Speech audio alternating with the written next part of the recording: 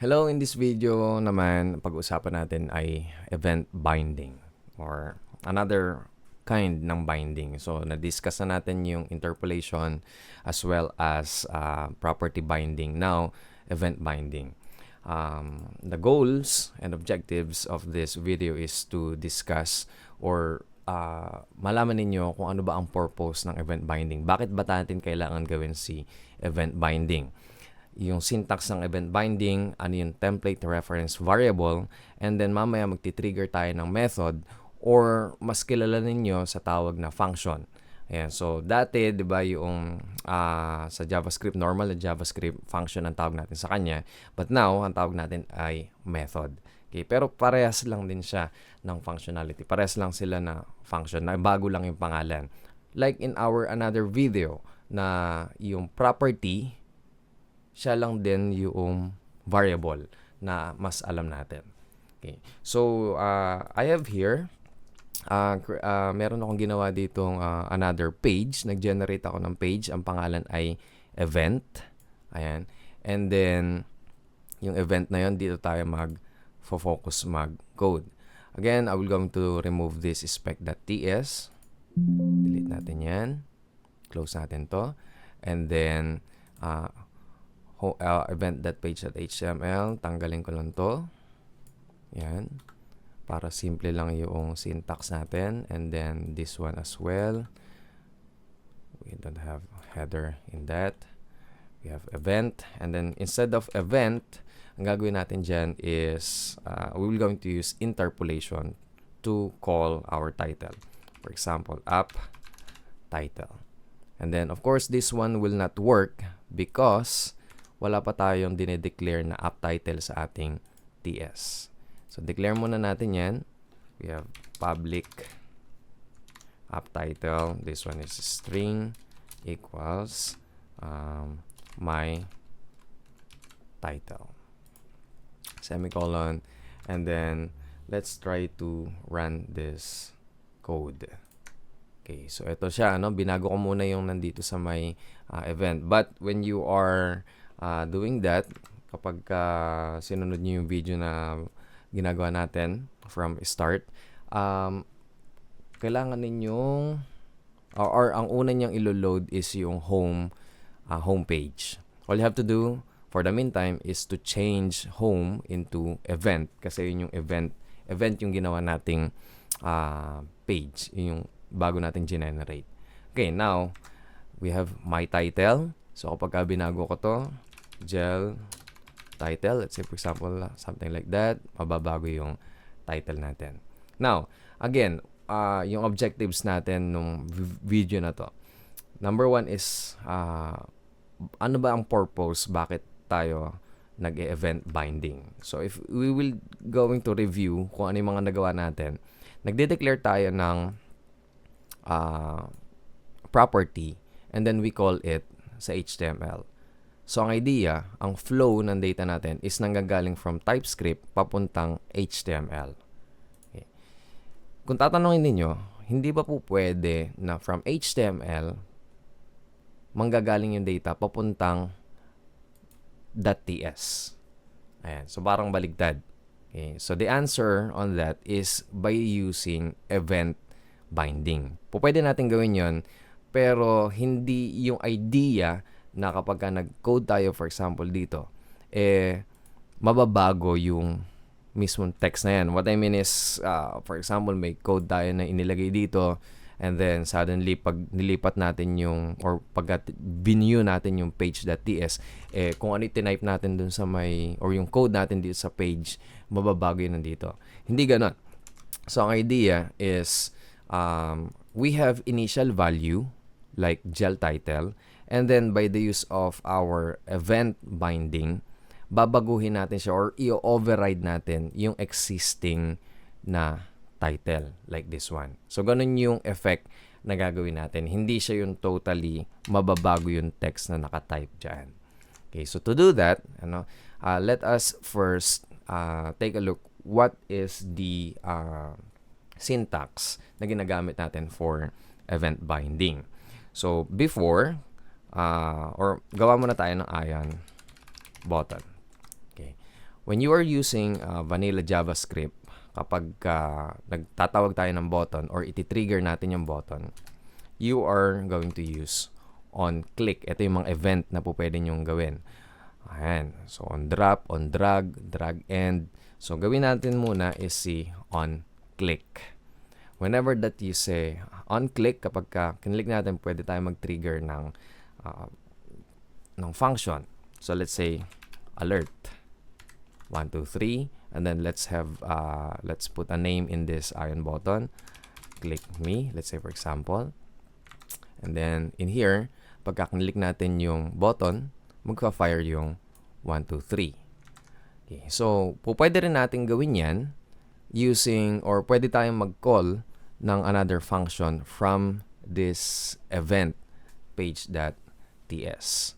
Ayan, so pero yun, para magawa natin yun, kailangan natin mag-import ng another JavaScript. Kasi this one is vanilla JavaScript yung ginagamit natin dyan. So, ilagay natin dito, vanilla.js. Now, gawin natin yung kay Angular. Ang version ni Angular, dito. Or, eto na yung event binding. Okay. Again, ang purpose nito is para ma-flow yung flow ng data natin from HTML papuntang TS. Ngayon, the syntax naman yung pag-uusapan natin, papakita natin sa inyo.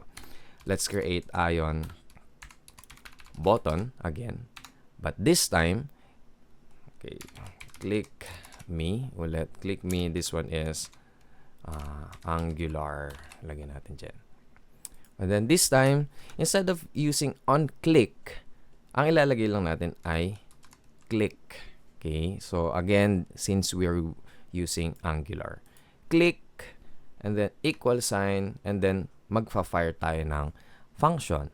So, for example, hindi natin pwedeng gawin yung katulad nito kasi this one is vanilla JavaScript, yung alert. So, try natin, alert, this one will throw an error. Okay, alert, 1, 2, 3, and then, to complete this syntax ng event binding, ito po ay ipapasok natin sa parentheses.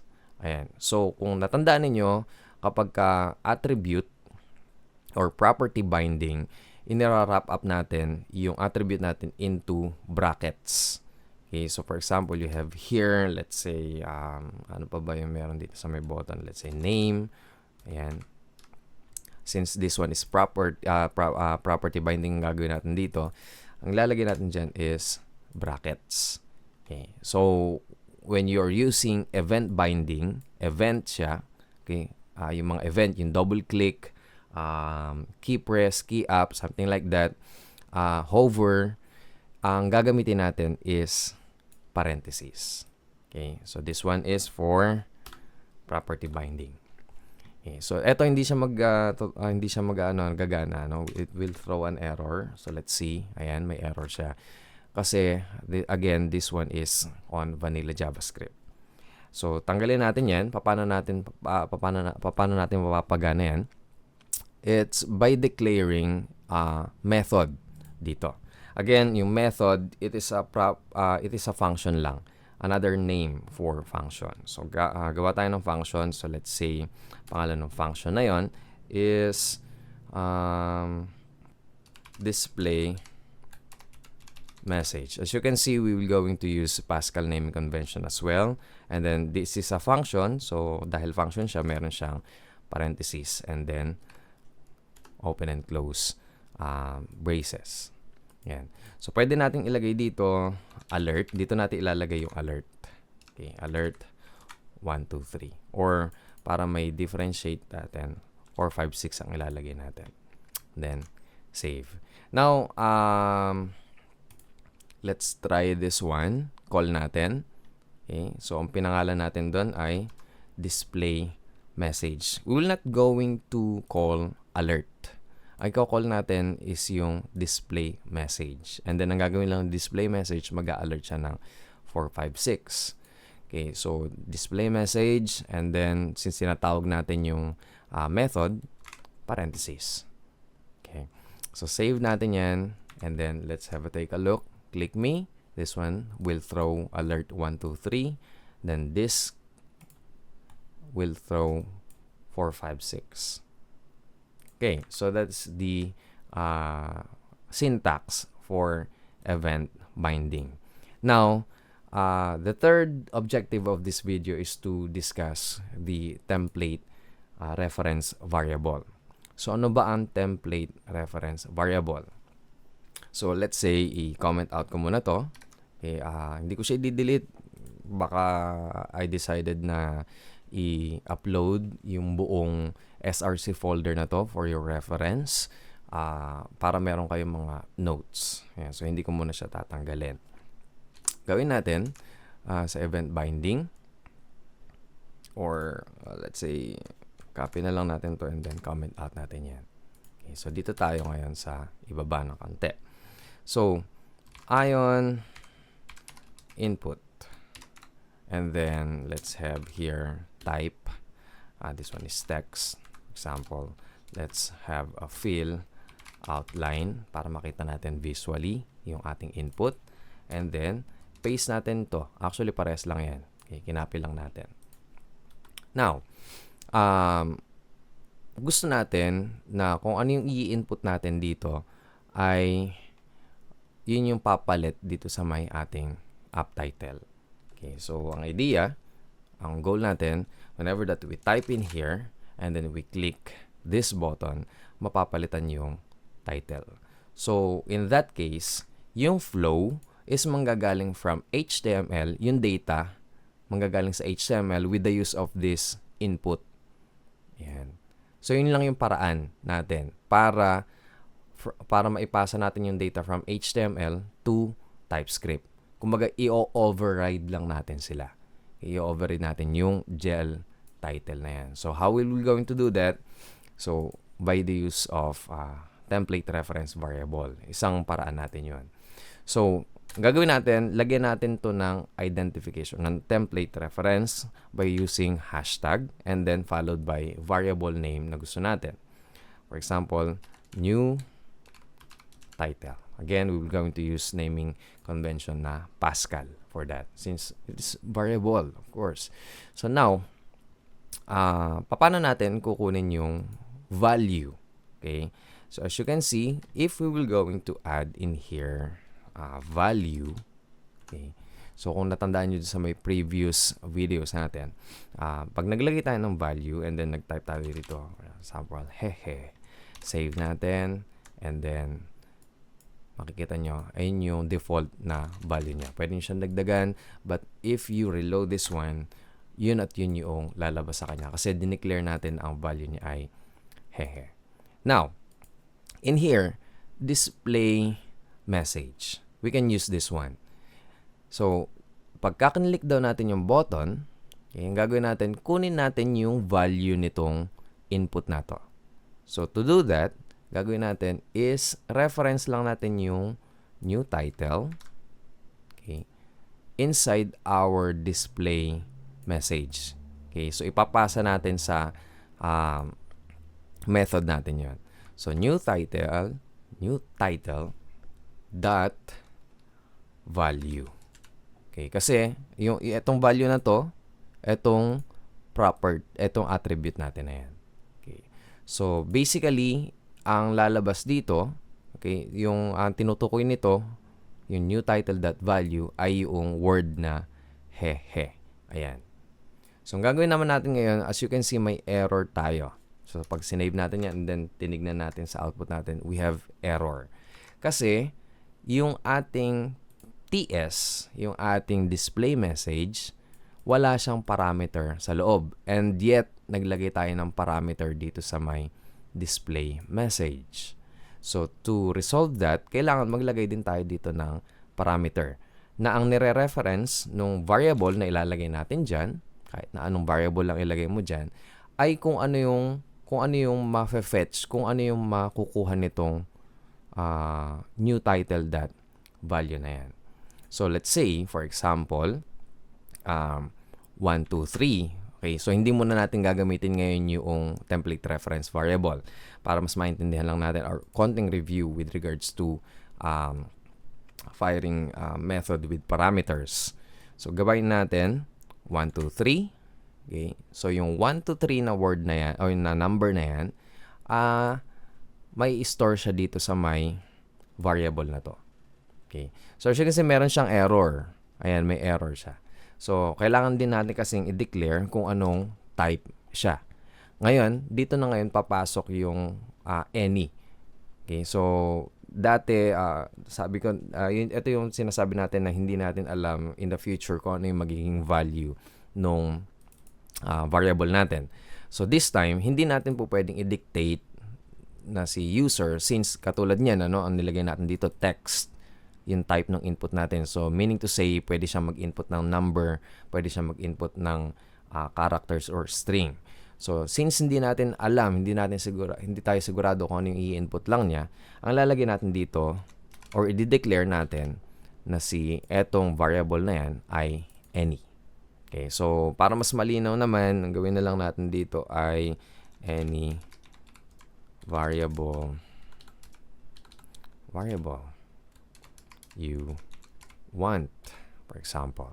Any variable you want, any. So, si any variable you want, any, ang laman niyan ngayon ay si 1, 2, 3. So, ganun yung idea ng parameters. So, try natin, i-alert natin si any variable you want. Ayan, any variable you want, save natin, and then let's take a look. So, disregard niyo yung hehe na yan. Kasi, kapag kakinlik natin to, okay, eto, pagka kinlik natin, magpa-fire siya ng display message. And then, yung 1, 2, 3, yun yung ipapasa natin dito sa may any variable that you want. And then, yung any variable that you want, yun yung i-alert natin. So, let's have a take a look. Click me. And then, we have 1, 2, 3. Now, gagawin lang natin siyang mas dynamic. We're in, instead of 1, 2, 3, or we can change this one. Hello world. Save natin yan. Okay, refresh. And then, click me, Angular. You can see here, hello world. Okay. So now, gawin natin siyang dynamic instead of adding text or typing text inside our parameter. Gawin natin is, kunin natin we will going to use template reference variable. Kunin natin si new title, yung kanina, dot value. So, ibig sabihin nito, kung ano itatype natin dito sa may new title, dito sa input natin. Etong new title na to, nagre-reference siya sa buong input na yan. At dyan lang sa input po na yan. If you have, let's say, dalawang input, and then, eto ay new sub title, okay, at gusto mong kunin yung text na nandito sa new subtitle, ang gagawin mo ay papalitan mo to. New subtitle.value. So, ganun lang siya. Kung ano yung gusto mong kunin na input, yun yung ilalagay mo dito. So, balik natin yung kanina, title. Ayan. So, kung ano itatype natin dito, yun yung magfa-fire. Yun yung kukunin ng ating display message. And then from that, any variable that you want, magiging, may store siya dito sa any variable that you want. And then yun yung i-alert natin. So let's try that. Reload our page. And then we have here, hehehe by default, or hehe by default. Hi world. Click me. And then as you can see, yun yung nagpa-fire. Okay, so we have one step na lang. Okay, para mapalitan yung title natin. So, inuunti-unti lang natin para mas maintindihan ninyo if in case na nakalimutan nyo na yung parameters. Okay, pero kung kung kabisado nyo na yung pagpaparameters using JavaScript, mas madali nyo na lang itong maintindihan. So, instead of alert, okay, we will going to call app title. I-reference natin si app title. To do that, okay, inside our method, kailangan natin ilagay yung word na this. Okay. So, ibig sabihin nun, you are referring sa labas ng ating method, sa labas ng ating function. This dot app title. Okay, so, or, kasi usually, di ba, kapag nire-reference natin siya, app title lang. Kung sa normal na JavaScript na alam ninyo. And since tatawagin natin siya outside our method and we are pertaining this app title na etong app title na yan ay eto, magdadagdag po tayo ng this dot app title. Okay? And then this dot app title is now, ayan, babaguhin na natin yung value nito. Ang magiging value na ngayon ay si any variable that you want or yung tinype natin dun sa may ating input. Okay? So yung flow, again, we have here input. Okay, yung input natin. Tanggalin na natin yung value na hehe. Okay? So para walang nakalagay by default. We have input, new title, yung reference natin. And then, tinawag natin yung new title. Ano yung kukunin natin dun sa may new title? Yung kanyang value. And then from that, yung value na maitatype natin dito, yung ilalagay ng user dito sa may input natin, yun yung isasalin natin sa any variable that you want. And then, tatawagin natin si this.appTitle, which is eto, and then papalitan natin siya ng panibagong value, which is yung itinype ni user dito. Okay, so save natin yan, and then let's have a take a look sa ating output. Okay, so we have here blank input, hello world, and then click me, Angular, and then as you can see, napalitan ngayon yung title natin. And then of course, yan, since ino-override niya nga lang, okay, so kung titignan natin dito, hindi na bago yung text natin, hindi siya, kung ano itinype natin doon sa may kabila, hindi siya mababago dito. Yun yung sinasabi natin kanina. Ang nangyayari lang is ino-override natin yung gel title and then mababago siya kapag ni-refresh na natin yung page. As you can see, yan, may sinave tayo na bago yung text. And then, hello, save, yun yung magiging title. Now, if you reload this page, babalik siya dun sa may original state niya. So, ganun ang idea noong ating event binding. Binabind natin yung mga event. Okay? Again, ang purpose niyan, from HTML, ang flow, papuntang TypeScript. Okay, so now, another example na po pwede nating ibigay dito is by calculating or getting some other information na multiple. So, pwede natin gawin dito another input.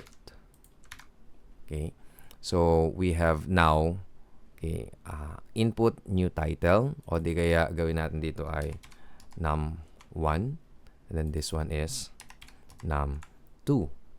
Okay, now wala na tayo, nagkaroon siya ng underline since wala nang new title, okay, na reference. Ang reference na lang natin ay num1 at num2. So lagay natin dito num1 that value, then comma. Okay, since dalawa yung kukunin natin, num2 that value. Okay, num1 and num2. So, as you can see, meron pa din tayong error dahil this time, dalawa na yung parameter natin. We have num1 that value, num2 that value. So, kailangan baguhin natin yung ating method dito. So, masyadong mahaba yung any variable that you want. Ito yung first param, lagay natin any. Again, ginagawa natin to para mas ma-indicate ninyo na eto, pwede kahit na anong i-type nyo dyan. And then, separated by comma. Okay. So, papasok dyan yung i-type natin dun sa may unang text. Dito naman yung kunyari, second param. And then again, any ang ilalagay natin dyan. Okay, so hindi na available si any variable you want. So maging idea niyan ngayon, si app title mapapalitan. Okay, pwede nating i-concatenate, for example, si first param. Okay, concatenate natin using plus symbol, and then si second param. Okay, and then yung magiging concatenation ng dalawa na yan, yung pinagdugtong natin na words na yan, ayun yung magiging app title natin. So, save natin. And then, let's head over on this. Hello, Gel Kunanan. So, and then when you click me Angular, we have Hello, Gel Kunanan. You can do that in number or calculation. Okay, for example, babaguhin lang natin to. Dadagdagan natin siya. Kasi whenever that we type numbers, for example, let's reload this one. Let's say 1, 2, okay? 1 plus 2, magiging ano siya kasi, magiging operator. Hindi na siya magiging concatenation kapag naglagay tayo ng number. So, click me Angular 12. Iko-concatenate lang niya. But, ang gusto natin is ma-compute. If you want to compute that numbers, okay, since ito kasi kino-consider niya as text or string, okay, pwede natin dagdagan yung first param. Okay, again, this one is a basic JavaScript lang to. Pwede natin gawin parse int. Meron tayong function na ganyan sa JavaScript, vanilla JavaScript, wherein kukunin niya yung integer value noong specific na variable. Parse int, and then ipa-parse int din natin yung second param. Parse int, and then yung second param. So, app title, this app title, number is not assignable to string, as you can see. Ayan. So, katulad niyan, string yung ilagay natin. Okay. Now, nabago na siya ngayon. So, ang gagawin natin dito, instead of string, ilalagay na natin ngayon any. Okay. Para we can add or we can use any data type dito sa may app title natin. Save natin yan. And then, let's try to 1 plus 2, click me, Angular. Now, calculated na siya as 3. Okay, so again, ang ginawa natin dito, kaya natin siya pinalitan ng any. Kanina ay string siya.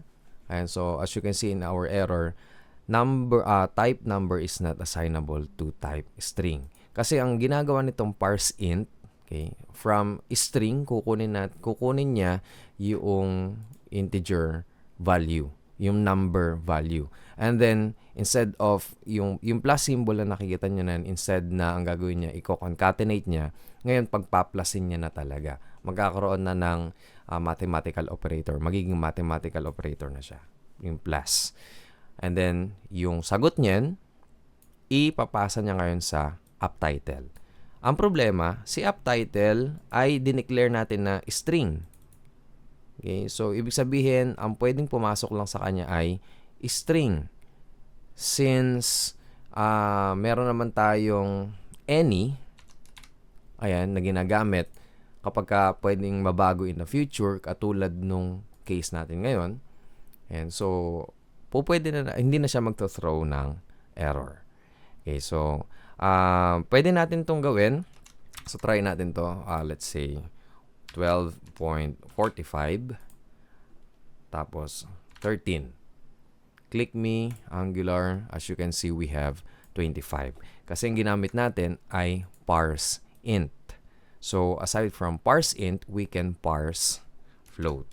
I suggest kung gagawin nyo to, may yung parang calculator-like na app yung gagawin ninyo, you use parse float, not parse int, para makuha natin pati yung point natin. So again, 12.35 and then this one is 45. Click me Angular, so makukompute niya ganyan. So using Angular, so naipakita natin yung event binding and as well as yung ating we have parameters. Ayan. And we added also yung parse float and then discuss kung ano ba yung essence ng paglalagay natin ng any dun sa mga properties natin.